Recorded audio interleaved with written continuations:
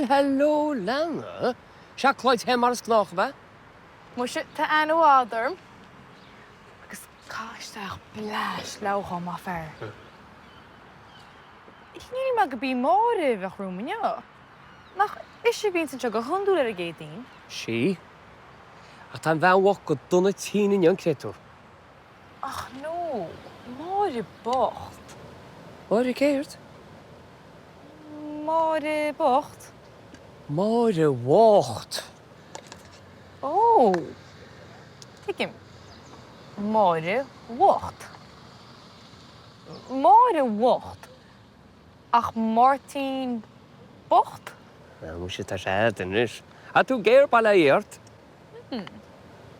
Is ban í máire.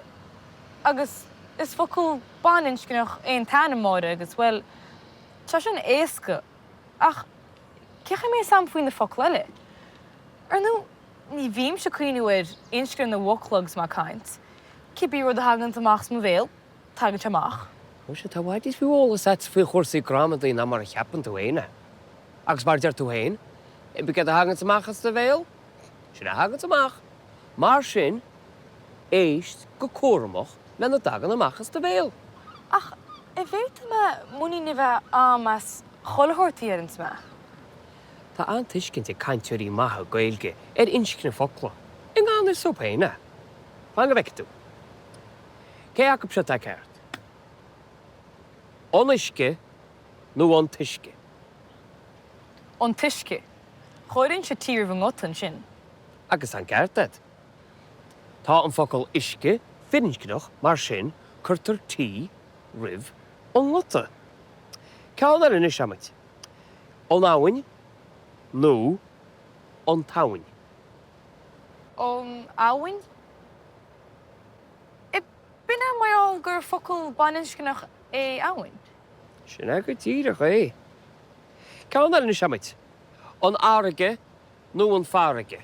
An áraige. Chóironn sé sébhún sin cínta siúrailte. Mu agus an ceartad. Tá an focail fáraige baininscneach mar sin an áraige le sébhú.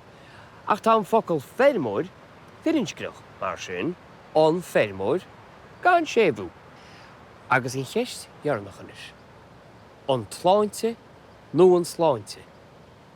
An tláinte. Chóironn sé tír bh nes an sin. Ach, an solas? Ní chóironn sé tír bh bhfocail sin. Nu sé gléan tú ghfuil chomachad ar chósaí gramadaí na Gaeilge, ha? Bhfuil credim go puinte. In áirí píre, bím se go mo cheistú hain I gúnaí go mo chráhain. Chas glárad a sin. Ní bheith tú cinnta siúráiltí go chlórt. Agus, scaití, ní bheith clúad faoi inscne foghlaim agus an sin is féidir leat súl gasta a cha ar a bhoclóir. Súl ghasta?